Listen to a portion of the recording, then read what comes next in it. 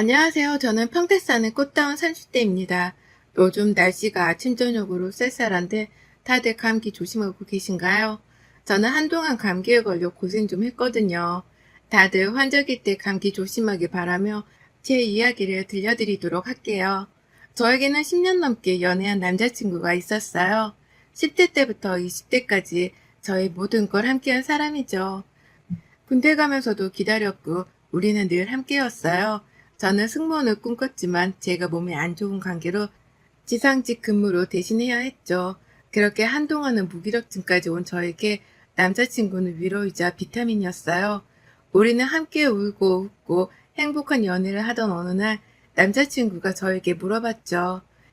이제 우리 같이 살 때 됐다고 어떻게 생각하냐고요. 이게 프로포즈냐고 다시 하라고 했지만 속마음은 너무 행복했어요. 결혼을 약속하고 서로 부모님께 인사도 드리고 준비하는 도중에 남자친구가 과열지구가 아닌 곳에 매매로 아파트를 사는 건 어떠냐고 하더라고요. 그것도 30평대 아파트로요. 지금 입주다 보니 엄청 물량들이 많이 있는 상태라고요. 남자친구가 사회생활을 한 지 얼마 안 돼 돈이 많이 없는 편이라 고민을 했지만 이때 아니면 또 집을 언제 사나 싶어가지고 제가 모은 돈과 저희 집에서 보태주셔서 집을 계약할 수 있었어요. 어차피 우리 결혼할 거니까 당연히 그래야 한다고 생각했어요. 근데 엄마 아빠가 아주 예전에 사두었던 18평대 아파트가 제 명의로 하나 있는데 이제 아파트 들어가니까 엄마 아빠는 그 아파트 팔아서 집 사는데 보태라고 하시더라고요.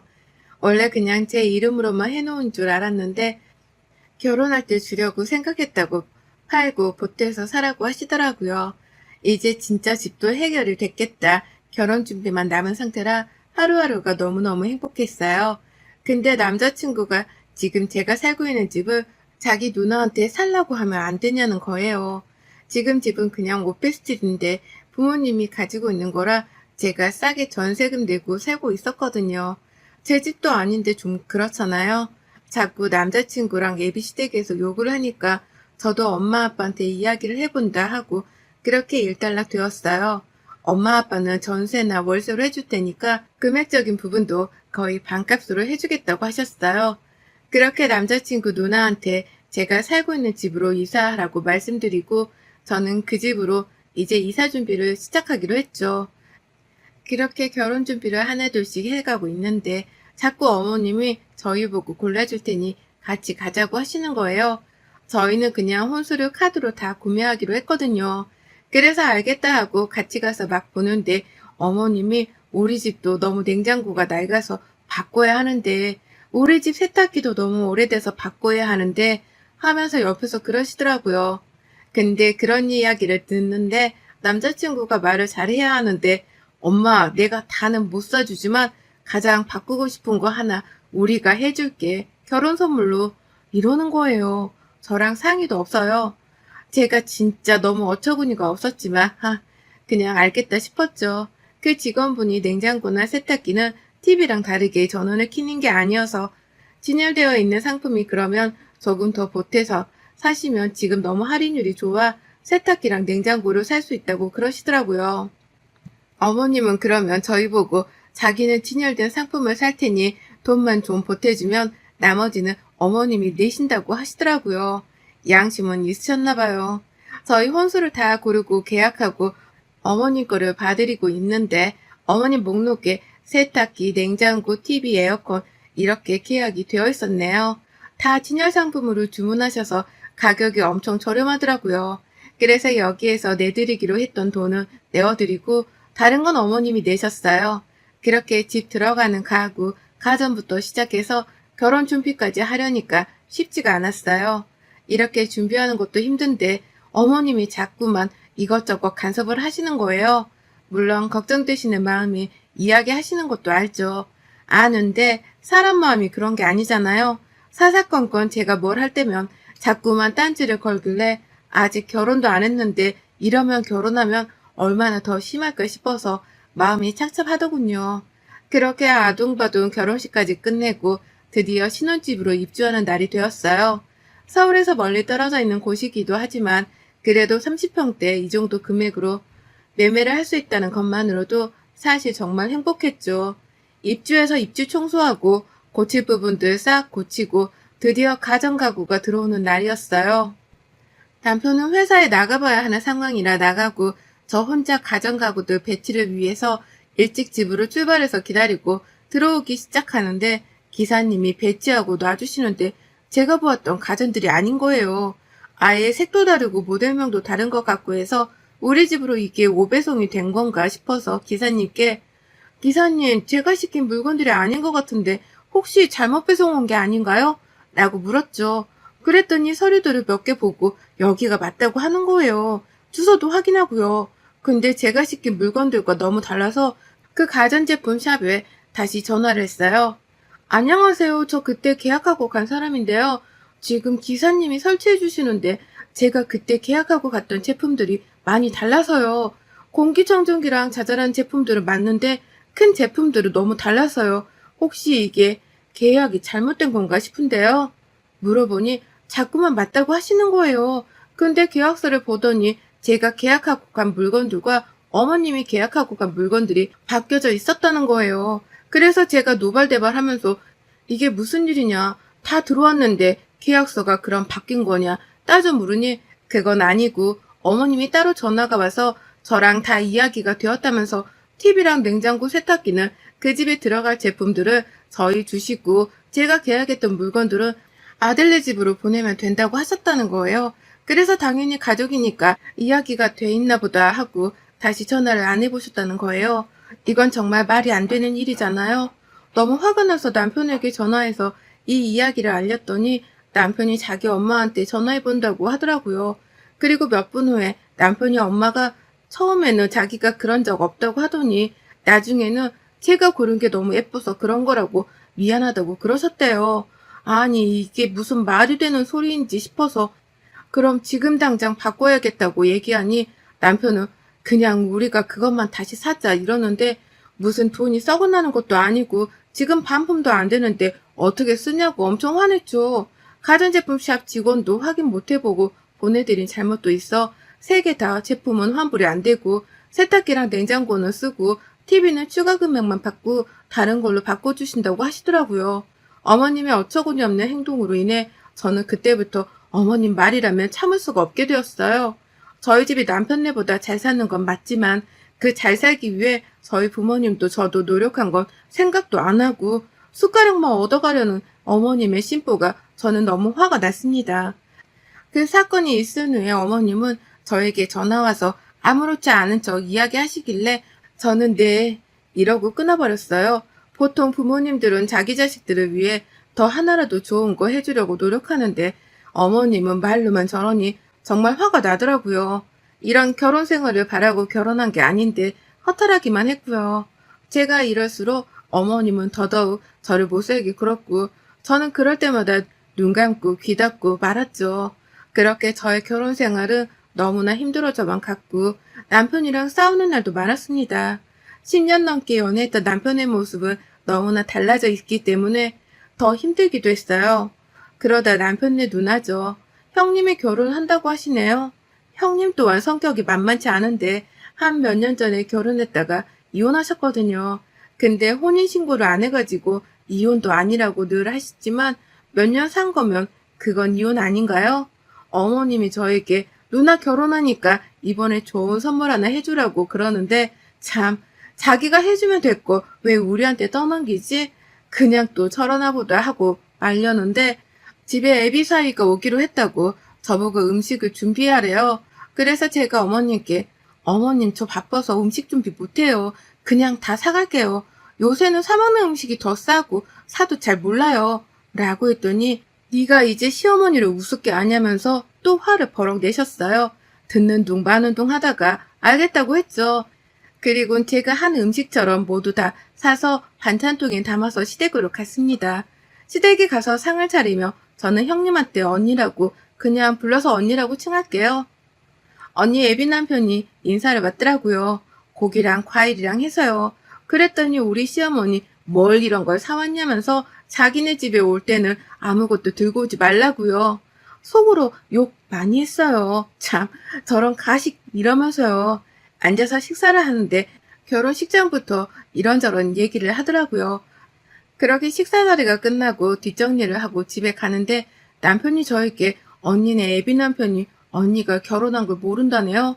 그래서 내가 아니 그거 사기 결혼 아니냐고 그랬더니 남편은 누나가 혼인신고도 안 했지 않냐. 이혼은 아니라고 그냥 말 안 한 거지. 제가 그래도 그 부모님이 아시면 얼마나 그렇겠냐고 어느 정도 이야기를 해야지 아예 숨기고 결혼하는 게 말이 되냐고 막 그랬죠.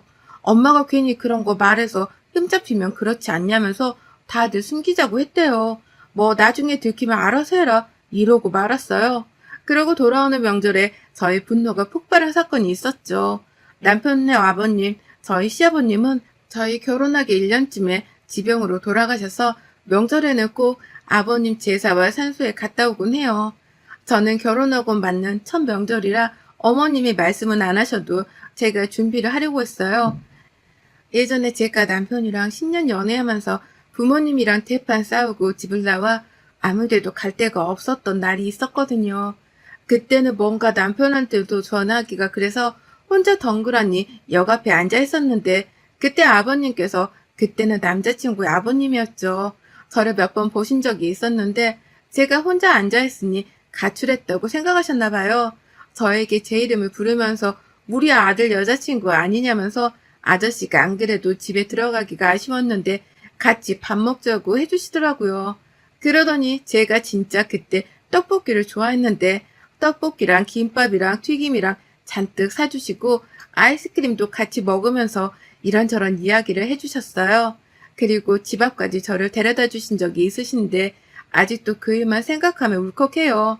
그리고 나서도 아버님은 늘 제 생각을 참 많이 해주셨어요. 제가 참 많이 따르기도 했고요. 그 마음으로 저희가 결혼할 때까지 건강하시기를 바랬는데 결혼식을 못 보고 일찍 돌아가셔서 장례식에 가서 정말 많이 운 기억이 나요.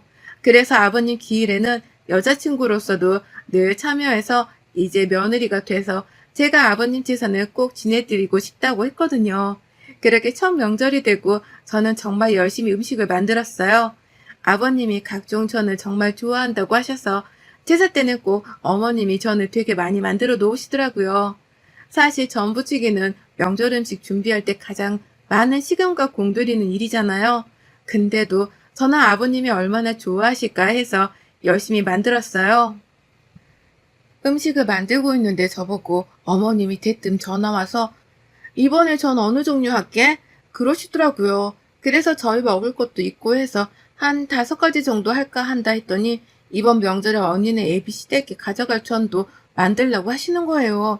아니 아직 결혼도 안 했는데 왜 그걸 가져가야 하냐고 물으니 거기도 제사를 지내는데 언니가 자기가 전을 해가겠다고 그랬나 봐요.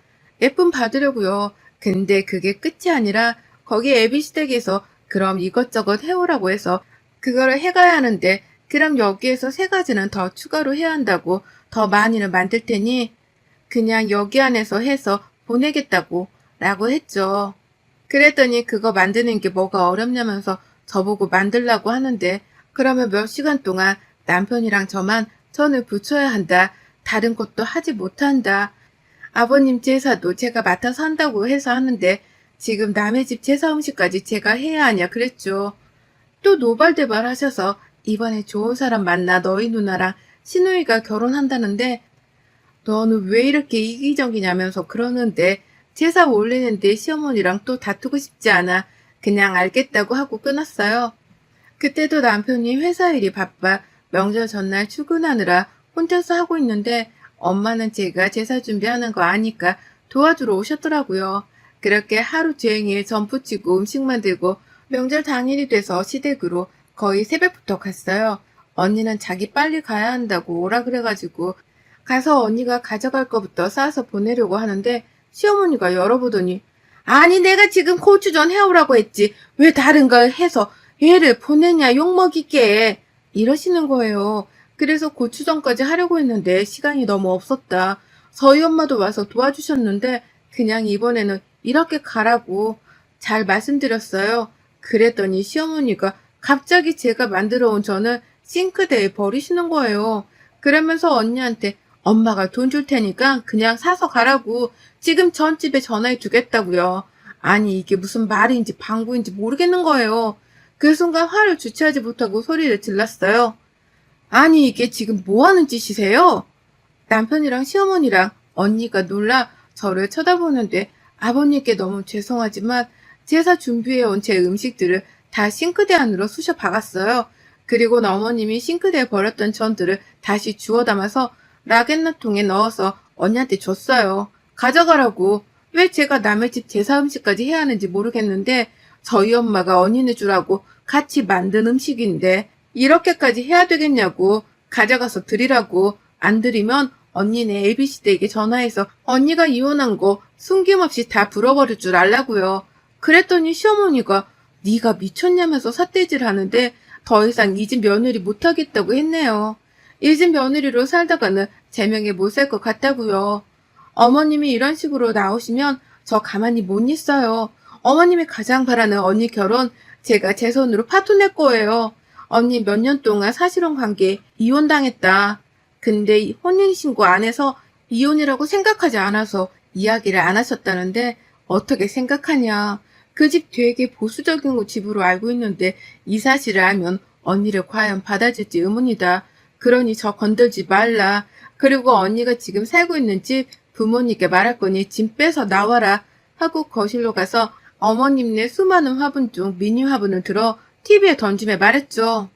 어머님, 저 TV도 제 돈으로 산 거니까 제가 아무렇게 해도 되잖아요. 어머님이 저희 혼수 들어갈 때 다 바꿔치기 한 거 기억나시죠? 라고요. 셋 다 벙찐 얼굴을 보니 너무 통쾌해 제 집만 가지고 나왔습니다. 남편한테 100통이 넘는 전화가 왔지만 한 번도 받지 않았죠. 저는 명절 연휴 내내 핸드폰 끄고 호텔에 며칠 묵었고 회사에 출근해야 해서 전날에 들어가니 남편이 한숨도 못 잔 채로 저를 기다리고 있더라고요. 무시하고 방으로 들어가려는데 뭐 때문에 이렇게까지 하냐고 뒤에 와서 따지네요. 그래서 말해줬어요. 지금까지 시어머니가 저한테 한지 네가 이런 일을 다 간과하고 네 엄마만 알았던 죄. 내가 지금까지 그래도 참고 살았던 너와의 10년 정이 있었고 그때 아버님이 나한테 배려해주신 마음이었다.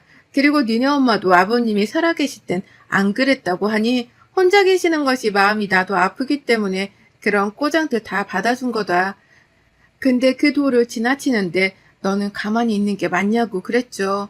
지도 할 말이 없는지 어떻게 하고 싶냐고 묻길래 그것 또한 말했어요. 헤어지고 말고는 내가 정한다고. 네가 이혼을 말할 처지도 못 되니까 내가 어떻게 할지 정하면 그때 말하자고요. 남편이랑 한 집에 있기가 힘들 것 같아 저는 거의 회사 근처에서 지내다시피 했어요. 그러고 지낸 지 일주일 정도가 흘렀을까요? 시어머니가 저를 만나러 회사 앞으로 찾아오셨더라고요. 만나고 싶지 않았지만 하도 간곡한 부탁에 만나러 갔어요.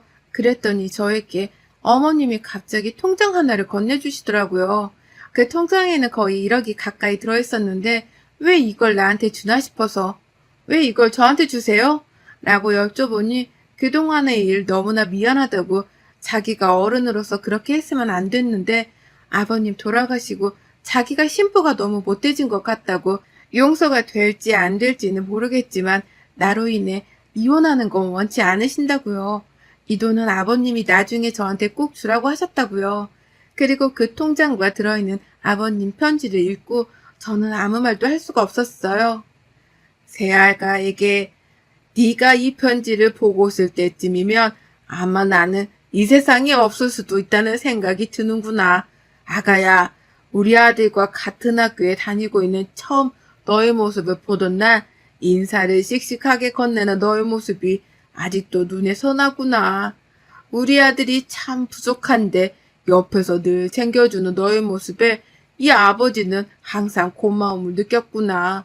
내가 투병 생활을 참 오래 아들이 군대에 가서 면회에 가고 싶어도 갈 수가 없었던 날들에 네가 늘 빠짐없이 가져왔다고 해서 너무나 고마웠단다.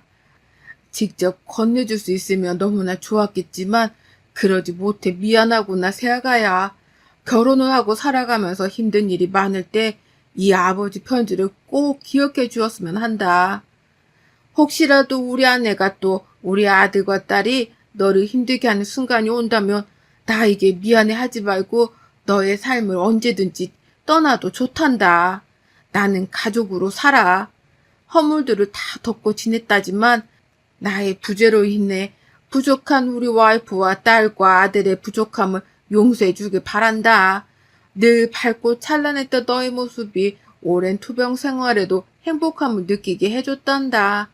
이 통장은 너와 내 아들에게 남기는 마지막 선물이 되기를 바란다. 이 편지의 일부분을 담은 내용입니다. 어머님은 이 편지와 통장을 주시곤 가셨고 저는 며칠 동안 아무것도 할 수가 없었어요.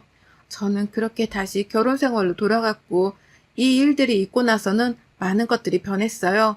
어머님은 저에게 전처럼 더 이상 하지 않고 전화도 잘 안 하시더라고요. 언니는 저희 부모님께 연락드려 전세금과 조금 더 보태서 드렸다고 해요.